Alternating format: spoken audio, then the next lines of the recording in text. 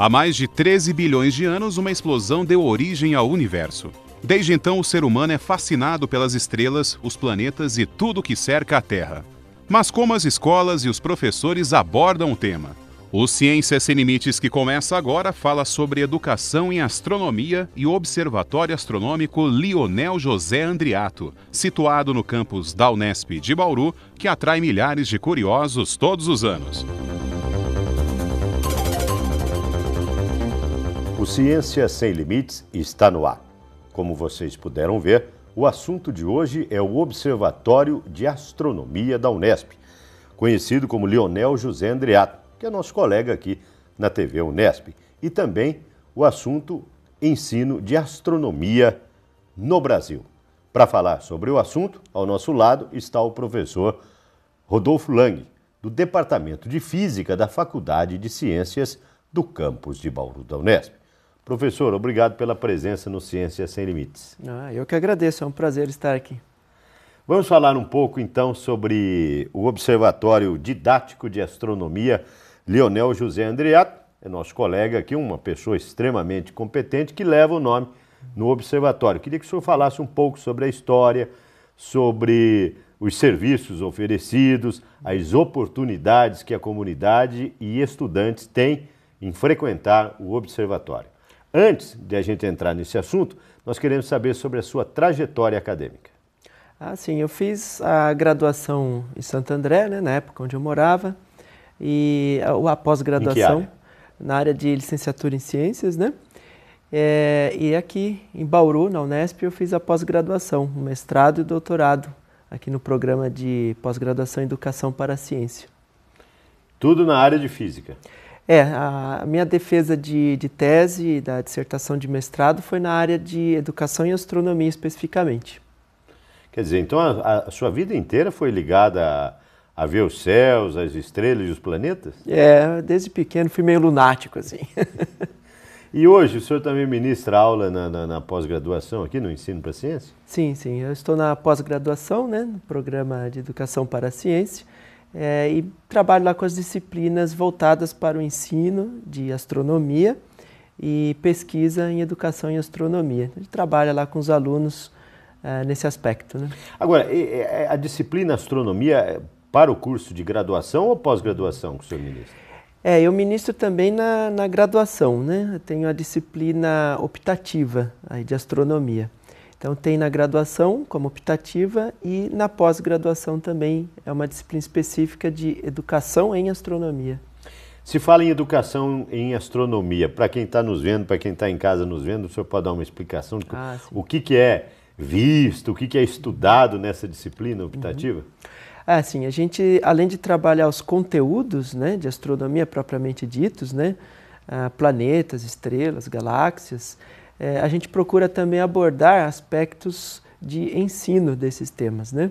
Quer dizer, como ensinar astronomia, né? Quais metodologias de ensino, possíveis sequências didáticas, atividades experimentais para o ensino de astronomia. Então a gente procura trabalhar com os futuros professores, né, de física, essas maneiras, essas diferentes abordagens, né, de ensino de astronomia. O senhor pode dar um exemplo? Sim. Nós temos como exemplo o projeto Eratosthenes, né, que é medir o raio da Terra a partir da observação de uma sombra de uma haste vertical. A gente chama na astronomia de gnomon, simplesmente uma haste vertical.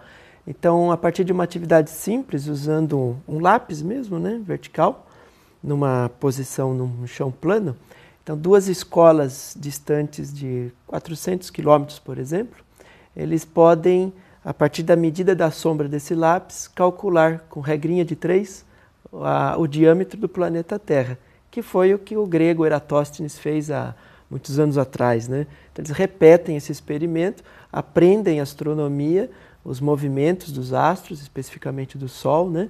E quebra algumas concepções, né? Por exemplo, muita gente acha que o Sol fica pino ao meio-dia, todos os dias, que não projeta sombra no chão. Isso não é verdade. Não é verdade. Então, a partir dessas atividades, os alunos, os professores constatam, né, que isso não é verdade. E os professores? O senhor acredita que eles estão sendo bem, não digo no caso da Unesp ou de outras instituições, eles estão recebendo os ensinamentos devidamente nessa área de astronomia? Infelizmente não, né? As pesquisas na área de educação e astronomia, na área de ensino de ciências, né, apontam que justamente existe essa lacuna, né, na formação de professores. Os professores dos anos iniciais, por exemplo, quando precisam ensinar ciências, então tem lá os conteúdos de astronomia que precisam ser ensinados. Mas esses professores, durante a formação deles, que é pedagogia, né, eles praticamente não têm astronomia na formação. Os professores de ciências, que basicamente é licenciatura em ciências biológicas, né, o curso deles, também quase não se tem astronomia na formação, e muitos cursos nem tem. E até o professor de física também, né? São poucas universidades brasileiras que oferecem disciplinas de astronomia, mesmo como optativas. A maioria das universidades nem optativa tem. E Bauru tem um lado extremamente positivo, que nós temos o observatório, não é?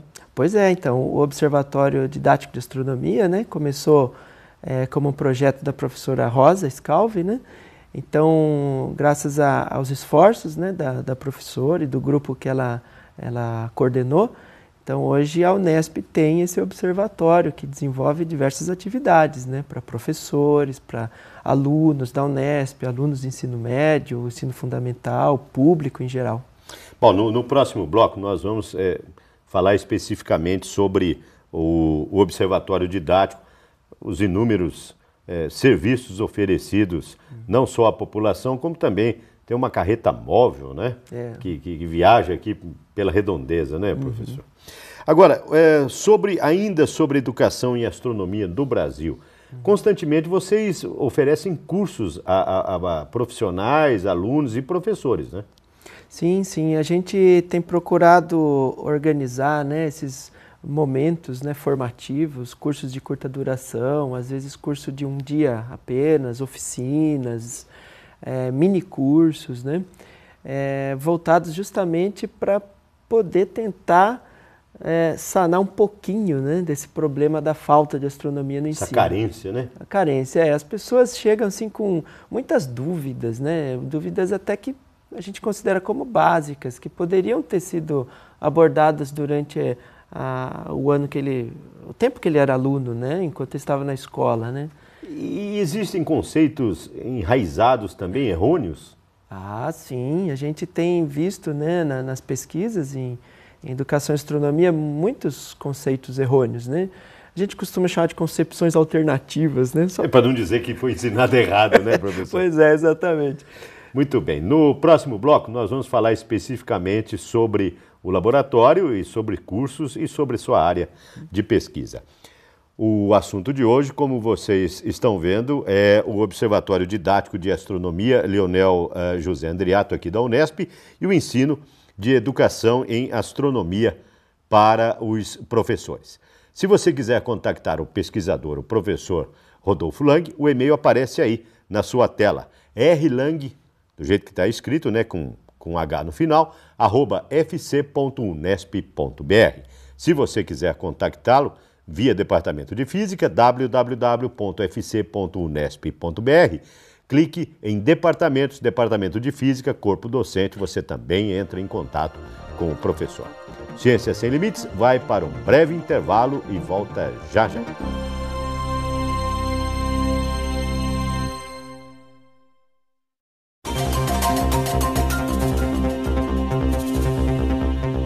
Ciência Sem Limites está de volta. Um programa dedicado a mostrar e demonstrar pesquisas e pesquisadores no âmbito da universidade.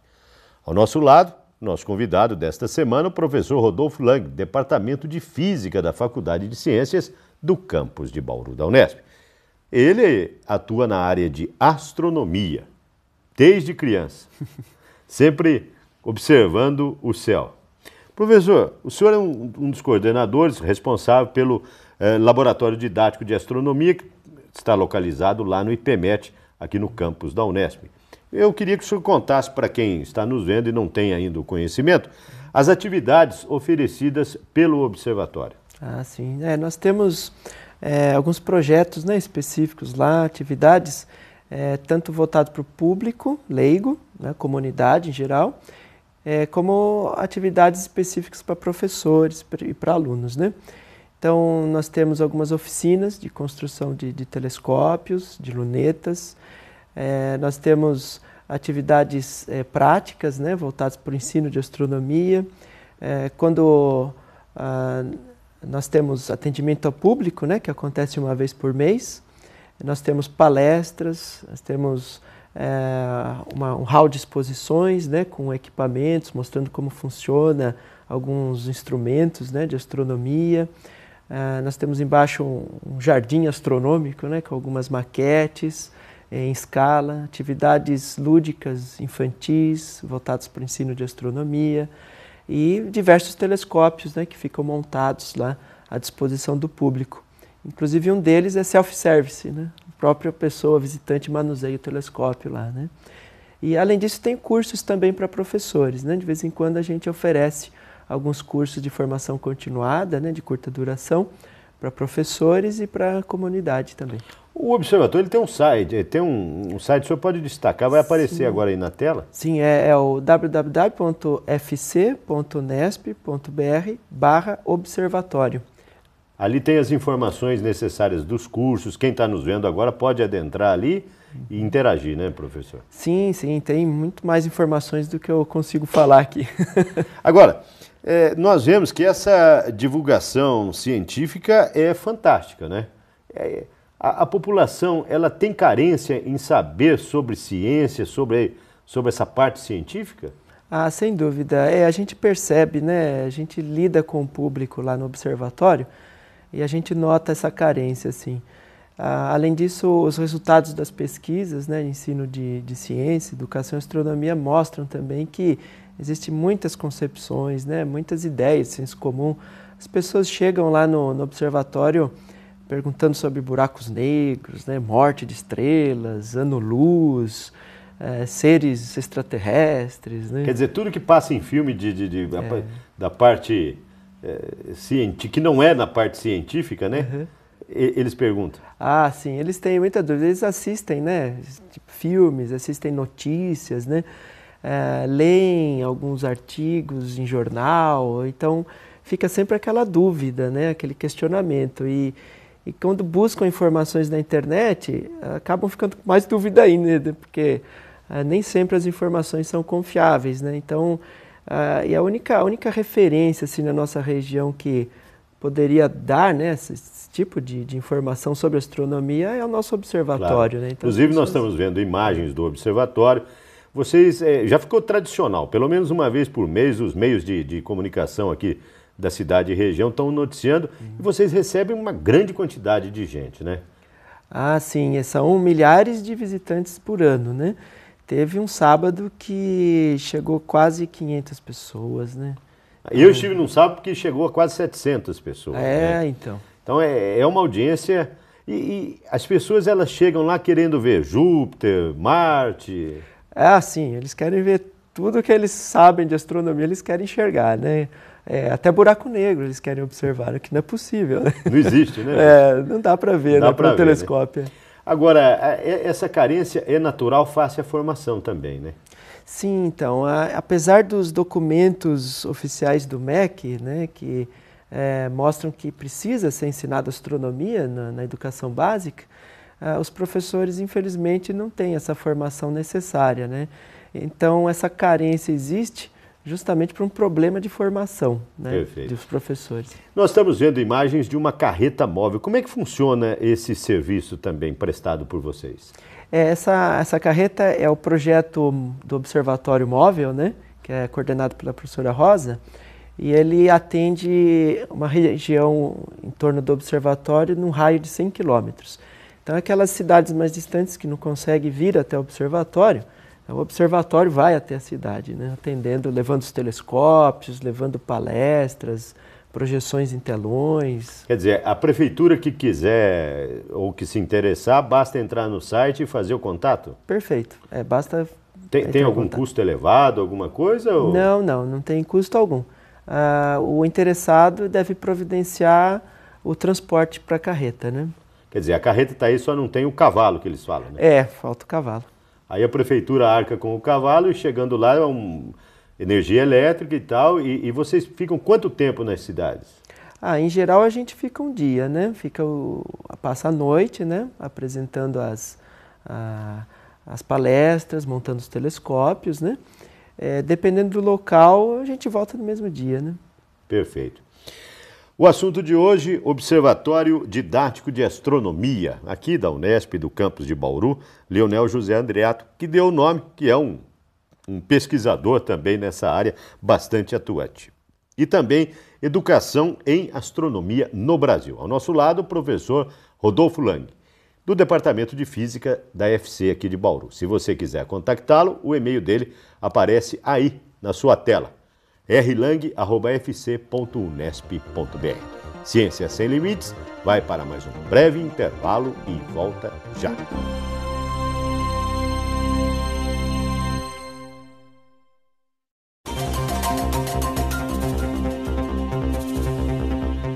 O Ciência Sem Limites está de volta. Um programa que visa mostrar, conversar e demonstrar as pesquisas e trazer o conhecimento dos pesquisadores até a população. No programa desta semana, nós recebemos a visita do professor Rodolfo Lang, do Departamento de Física da Faculdade de Ciências. Ele ministra aulas na graduação e pós-graduação da Faculdade de Ciências, ligados na área de astronomia. Professor, só para a gente entrar neste nosso último bloco, eu queria que o senhor contasse para a gente se o senhor tem alguma curiosidade, alguma observação que o senhor já fez ao longo desses seus anos de pesquisas, né, que o senhor pôde constatar uma diferenciação daquelas existentes em conceitos, em livros, e que o senhor observou e já relatou. Evidentemente, deve ter trabalhos publicados nessa área. Sim, a gente constata algumas concepções interessantes, né? Além dessa que a gente comentou agora há pouco do Sol a pino, né, ao meio-dia, existem outras concepções interessantes como... Para quem está em casa, o Sol não fica a pino, então? O Sol não fica a pino ao meio-dia, todos os dias do ano, e dependendo do lugar da cidade, né, da latitude, ele nunca vai ficar a pino. Mas em alguns lugares ele vai ficar? Ele fica, No caso nosso, na região de Bauru, ele fica ou não? Ou no sudeste? Pois as cidades localizadas entre os dois trópicos do planeta Terra vai experimentar Sol a pino 2 vezes por ano. Só 2 vezes? Só 2 vezes por ano. E não vai ser meio-dia do relógio, né? As cidades localizadas exatamente nas linhas de cada trópico vai experimentar Sol a pino só um dia do ano. Um dia do ano? Que é exatamente o dia do solstício de verão. E também não vai ser o meio-dia conforme marcado no relógio, né? E que horas pode ser isso? Isso vai depender muito da longitude da cidade, né? E as cidades localizadas fora dos trópicos, né? Quer dizer, entre os trópicos e os polos, como por exemplo Porto Alegre, aí nunca vai ter Sol a pino. Está muito lá embaixo, né? Não vai ter. No Chuí. No caso do Oiapoque também não. Aí vai ter 2, né? Está entre os trópicos, né? Lá em cima vai ter 2 dias por ano. 2 dias por ano. Em Bauru nós também experimentamos 2 dias do ano, né? E tem data mais ou menos precisa para esses dias? Só para quem está nos vendo ter uma noção, falar, hoje vou ter sol ao meio-dia. Tem algumas datas. Isso varia um pouco, né, de ano para ano. Talvez um dia ou outro tenha uma variação, né, entre um ano para outro. E que mês que acontece isso, geralmente? Vai acontecer em dezembro, janeiro. Tá. Aqui em Bauru. No verão, então? No verão. No caso nosso, na nossa região. Isso, exatamente. Para São Paulo, por exemplo, que fica exatamente na linha do trópico, né? Vai ser na entrada do verão, no solstício, que é 21, 22 de dezembro, né? Perfeito. Quer dizer, é uma curiosidade que para quem está nos assistindo nesse momento pode pensar, mas a vida inteira eu aprendi que existia Sol a pino. Pois é um erro conceitual, né, presente em livros didáticos, né? Apesar que o MEC já fez uma boa revisão, muitos livros já foram revisados, né, reformulados. Esse erro não aparece mais, né, em tantos livros, mas um ou outro a gente ainda acha, né? Na pergunta anterior, Que observação que o senhor fez, que o senhor constatou, além dessa do meio-dia? Ah, sim, tem muitas outras, né? Tem o problema das fases da Lua, né? Tem o problema dos planetas com anéis, né? Muita gente acha que só Saturno tem anéis. Fases da Lua, muita gente acha que a parte escura da Lua é a sombra da Terra sobre ela, né? Que as fases da Lua se formam porque a Terra projeta uma sombra na Lua. E não tem nada a ver com isso? Não tem nada a ver, é outra explicação, né? O senhor pode dar essa explicação para a gente? Sim, sim. Por exemplo, quando a gente vê a Lua no quarto crescente, né, um exemplo, ela aparece só metade iluminada, né? Então, a outra metade, muita gente acha que é a Terra lançando uma sombra sobre aquela parte escura da Lua, quando na verdade não é. É porque lá simplesmente não está batendo o Sol. O lado escuro daquela metade não iluminada não está batendo o Sol. Quer dizer, é o lado não iluminado da Lua. E o conceito de muitos educadores, erroneamente, acha que é... Sim, então, porque ou eles aprenderam isso porque alguém falou isso para eles não aprenderam isso na universidade, né, porque não teve astronomia, ou procuraram na internet em fontes não confiáveis, né, e esses erros vão se propagando, né? Professor, o que mais que o senhor gostaria de destacar no ensino de astronomia que nós não questionamos? Bom, o ensino de astronomia ainda é uma área que há necessidade de pesquisa, de investigações, né? Aqui no Brasil é uma área até que, chamar de recente, né? Mas assim, existe uma grande carência, né? Nós estamos apenas no 3º Simpósio Nacional, né, de Educação em Astronomia, apesar de ter tido esforços anteriores, né, de tentar alavancar pesquisa nessa área. Tem muitos trabalhos mais antigos, né? A primeira tese que surgiu no Brasil voltado para o ensino de astronomia foi em 1973, e nos últimos 10 anos, se a gente contar quantos artigos, quantas pesquisas foram realizadas em educação e astronomia, é muito pouco, a quantidade é muito pequena, né? Então há necessidade de a gente entender um pouco mais como que a astronomia pode ser trabalhada em âmbito escolar, em âmbito não formal também, como nos espaços, né, em observatórios. Perfeito. Então, para quem está nos assistindo neste momento, geralmente é o último sábado do mês que o observatório está aberto? Esse ano estamos fazendo o 2º sábado em função do período, porque depende de condições. Depende a gente costuma usar a fase da Lua como referência. Então, quando é Lua na fase crescente... É melhor. Então, nessa época do ano, está sendo o 2º sábado, mas dependendo do mês, a gente tem que alterar para o 1º ou para o 3º sábado. Em função da fase da Lua. Então, o convite é para que todo mundo compareça até o observatório sem dúvida. E possa manusear, vamos supor, um telescópio. Sem dúvida, tá? O convite está aberto, né? Estamos à disposição. O site tem todas as informações das próximas datas, cursos, eventos, né? Muito obrigado pela sua presença esclarecedora. Parabéns, sucesso nas suas pesquisas e no ensinamento de astronomia. Obrigado, eu que agradeço aí a oportunidade. Como vocês viram, Ciências Sem Limites teve como assunto o Observatório Didático aqui da Unesp e o ensino de astronomia. Se você quiser contactar o professor Rodolfo Lang, o e-mail aparece aí na tela, rlang@fc.unesp.br. Ponto final. Na próxima semana, um novo assunto, uma nova pesquisa, um novo pesquisador. Até lá.